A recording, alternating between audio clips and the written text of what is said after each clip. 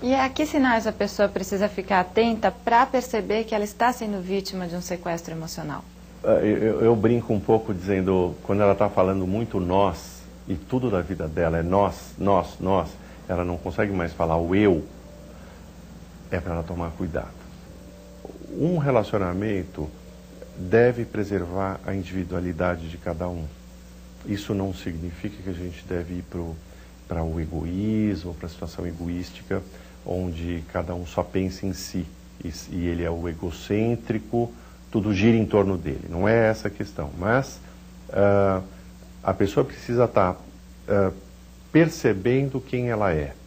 A partir disso é que eles formam um casal, que tem, na verdade, uma interface, tem um entrelaçamento, existe uma zona dessa relação, que é uma zona de contato, e um contato, claro, muito íntimo, muito profundo, como a gente espera que uma relação possa ter. Mas que exista uma parte que fique por fora disso, uma parte do eu, que é o que vai ser alimentado pela sociedade, pela cultura, pelos amigos e por outros relacionamentos.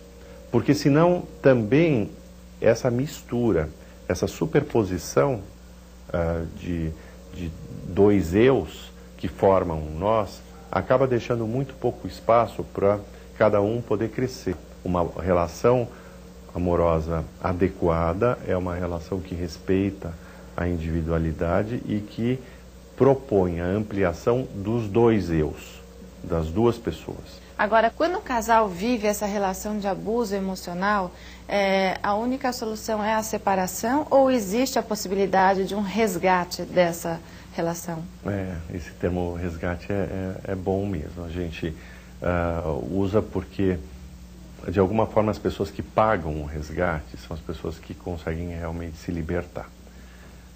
Desde que elas não fiquem presas àquele sequestrador e elas consigam viver a liberdade, são pessoas que podem se desenvolver como pessoas e, ao mesmo tempo, manter a situação amorosa, do vínculo amoroso, do respeito, do entendimento e da proximidade com o outro e ter um convívio adequado. Então, não necessariamente o caminho de uma situação de invasão emocional, o único caminho é o caminho da separação.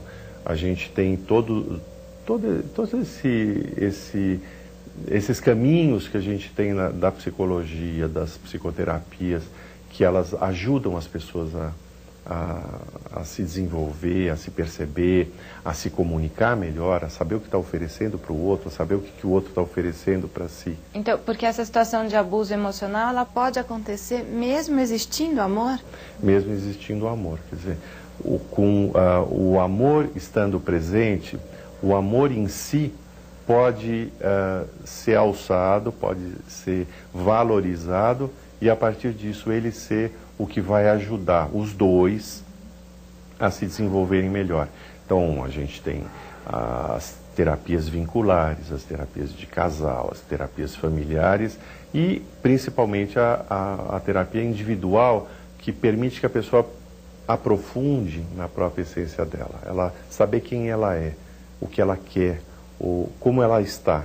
A partir disso, ela também saber comunicar para o casal, conseguir desenvolver a relação amorosa de uma maneira que os dois vão usufruir, não só ela. Porque tem que ser uma relação saudável, né? Tem que ser saudável. As pessoas, a gente sabe o quanto as pessoas acabam dentro de relacionamentos se afundando, se aniquilando, se misturando e muitas vezes elas perdem o eixo do que elas realmente podem seguir e como se desenvolver. Então, é muito comum a gente ter pessoas em relacionamentos afetivos longos, onde existe um decréscimo de papéis da vida dela. Por exemplo, ela vai se apagando socialmente, ela vai se apagando fisicamente, de repente ela vai deteriorando todo o aspecto físico dela. em outros a gente tem toda uma situação, às vezes, de carreira profissional. E isso não é só com as mulheres, às vezes até com os homens. A gente diz, puxa, mas como esse homem está tão ruim profissionalmente, né? Como é que as coisas foram piorando? Muitas vezes a relação amorosa, até com uma certa estabilidade, com essa noção de que é uma relação muito, que engloba muito, que alimenta muito, que é muito densa, essa relação pode às vezes retirar a energia de desenvolvimento de cada um e deteriorar muito a qualidade desse ser humano. Isso precisa ser identificado logo, porque pode acontecer de chegar um momento que não tem mais volta? Que não tem mais volta, pode. Não é incomum a gente ter tanto homens quanto mulheres que adoecem e com doenças graves. Às vezes são doenças físicas, às vezes são doenças psiquiátricas mesmo, e que são provenientes de uma relação afetiva ruim, de um casamento ruim, de um relacionamento que de repente deteriorou de tal forma a qualidade de vida dessa pessoa que ela se destruiu. Isso pode acontecer na situação patrimonial, na situação de carreira, no que for. E acontece também do amor já ter acabado e as pessoas mesmo assim não conseguirem sair dessa relação? Num determinado momento da vida o amor pode diminuir, suavizar, até acabar. Mas muitas vezes existem situações que reacendem esse amor, que retornam uma certa noção de que o outro é importante. A partir dessa importância do outro, se os dois puderem se desenvolver e ir alimentando mais esse fogo, né? O que a gente... A imagem, eu às vezes uso essa imagem da lareira, do fogo. Se você chega muito perto, ele queima. Se você vai muito longe, você se esfria. Então, essa distância útil do relacionamento afetivo, do relacionamento amoroso, ela é muito importante para os dois. E também tem o aspecto do medo, da pessoa não querer romper com aquela situação por medo do que é novo? Dá muito medo, né? A mudança dá muito medo.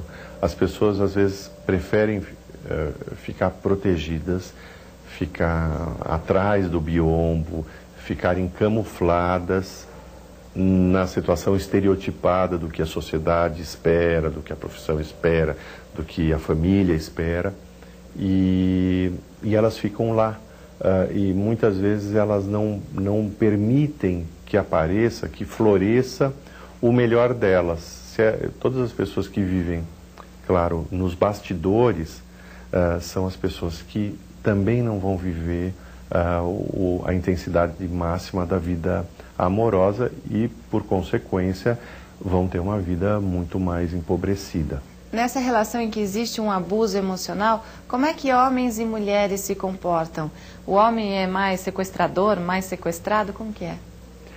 Olha, as mulheres tendem a ter uma atividade maior, no sentido de serem mais ativas, mais faladoras, mais comunicativas. Elas conseguem expressar e buscar mais uma maneira de desenvolver essa relação.